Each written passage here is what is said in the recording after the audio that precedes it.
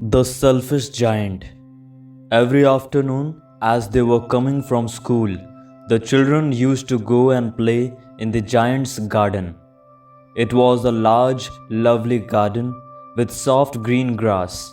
Here and there, over the grass, stood beautiful flowers like stars, and there were 12 peach trees that in the springtime broke out into delicate blossoms of pink and pearl, and in the autumn bore rich fruit. The birds sat on the trees and sang so sweetly that the children used to stop their games in order to listen to them. How happy we are here! They cried to each other. One day the giant came back. He had been to visit his friend the Cornish ogre and had stayed with him for 7 years.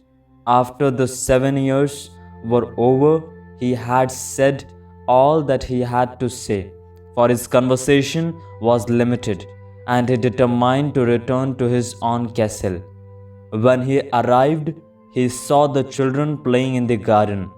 "What are you doing here?" he cried in a very gruff voice, and the children ran away. "My own garden is my own garden," said the giant. "Anyone can understand that, and I will allow nobody to play in it but myself." So he built a high wall all around it and put up a notice board: "Trespassers will be prosecuted." He was a very selfish giant. The poor children had now nowhere to play. They tried to play on the road, but the road was very dusty and full of hard stones, and they did not like it. They used to wander round the high wall when their lessons were over and talk about the beautiful garden inside. "How happy we were there," they said to each other. Then the spring came, and all over the country there were little blossoms and the little birds.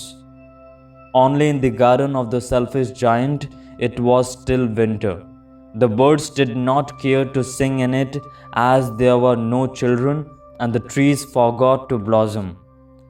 Once a beautiful flower put its head out from the grass, but when it saw the notice board, it was so sorry for the children that it slipped back into the ground again and went off to sleep. The only people who were pleased were the snow and the frost. "Spring has forgotten this garden," they cried, "so we will live here all the year round." The snow covered up the grass with her great white cloak, and the frost painted all the trees silver. Then they invited the north wind to stay with them, and he came. He was wrapped in furs, and he rode all day about the garden and blew the chimney pots down. "This is a delightful spot," he said. "We must ask the hail on a visit." So the hail came. Every day for 3 hours he rattled on the roof of the castle till he broke most of the slates, and then he ran round and round the garden as fast as he could go. He was dressed in grey, and his breath was like ice. "I cannot understand why the spring is so late in coming," said the selfish giant as he sat at the window and looked out at his cold white garden.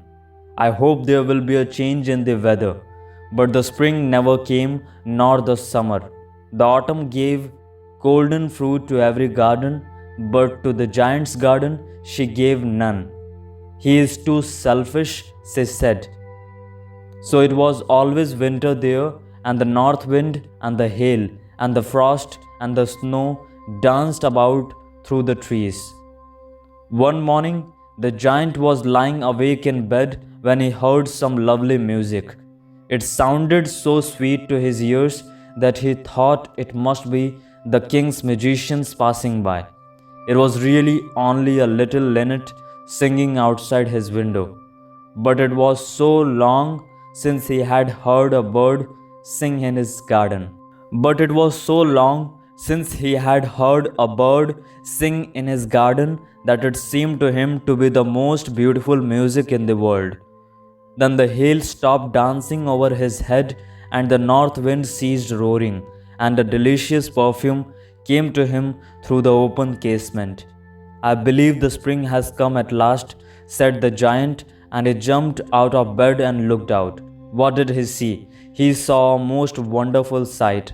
Through a little hole in the wall, the children had crept in, and they were sitting in the branches of the trees. In every tree that he could see, there was a child, and the trees were so glad to have the children back again, and that they had covered themselves with blossoms, and were waving their arms gently above the children's heads. The birds were flying about and twittering with delight, and the flowers were looking up through the green grass and laughing. It was a lovely scene, only in one corner it was still winter. It was the farthest corner of the garden, and in it was standing a little boy. He was so small that he could not reach up to the branches of the tree, and he was wandering all around it, crying bitterly. The poor tree was still quite covered with frost and snow, and the north wind was blowing and roaring above it. "Climb up, little boy," said the tree, and it bent its branches down as low as it could. But the boy was too tiny, and the giant's heart melted as he looked out. "How selfish I have been," he said. "Now I know why the spring would not come here. I will put that poor little boy on the top of the tree, and then I will knock down the wall, and my garden shall be the children's playground forever and ever." He was really very sorry for what he had done. So he crept downstairs and opened the front door quite softly, and went out into the garden. But when the children saw him, they were so frightened that they all ran away, and the garden became winter again. Only the little boy did not run, for his eyes were so full of tears that he did not see the giant coming. And the giant stole up behind him and took him gently in his hand and put him up into the tree. And the tree broke at once into blossom, and the birds came and sang on it, and the little boy stretched out his two arms and flung them round the giant's neck and kissed him. And the other children, when they saw that the giant was not wicked any longer, came running back, and with them came the spring. "It is your garden now, little children," said the giant, and he took a great axe and knocked down the wall. And when the people were going to market at 12 o'clock, they found the giant playing with the children in the most beautiful garden they had ever seen. All day long they played, and in the evening they came to the giant to bid him goodbye. "But where is your little companion?" he said. "The boy I put into the tree, the giant loved him the best because he had kissed him." "We don't know," answered the children. "He has gone away." "You must tell him to be sure and come here tomorrow," said the giant. But the children said that they did not know where he lived and had never seen him before, and the giant felt very sad. Every afternoon, when school was over, the children came and played with the giant. But the little boy whom the giant loved was never seen again. The giant was very kind to all the children, yet he longed for his first little friend and often spoke of him. "How I would like to see him," he used to say. Years went over, and the giant grew very old and feeble. He could not play about anymore, so he sat in a huge armchair and watched the children at their games and admired his garden. "I have many beautiful flowers," he said, "but the children are the most beautiful flowers of all." One winter morning, he looked out of his window as he was dressing. He did not hate the winter now, for he knew that it was merely the spring asleep, and that the flowers were resting. Suddenly he rubbed his eyes in wonder and looked. It certainly was a marvelous sight. In the farthest corner of the garden was a tree quite covered with lovely white blossoms. Its branches were all golden, and silver fruit hung down from them, and underneath it stood the little boy he had loved. Downstairs ran the giant in great joy.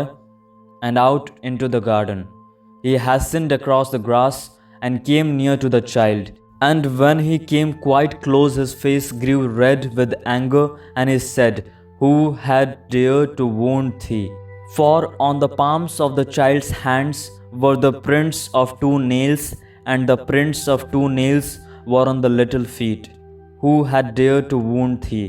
cried the giant. "Tell me, that I might take my big sword and slay him." "Nay," answered the child, "but these are the wounds of love." "Who are you?" said the giant, and a strange awe fell on him, and he knelt before the little child. And the little child smiled on the giant and said to him, "You let me play once in your garden. Today you shall come with me to my garden, which is paradise." And when the children ran in that afternoon, they found the giant lying dead under the tree, all covered with white blossoms.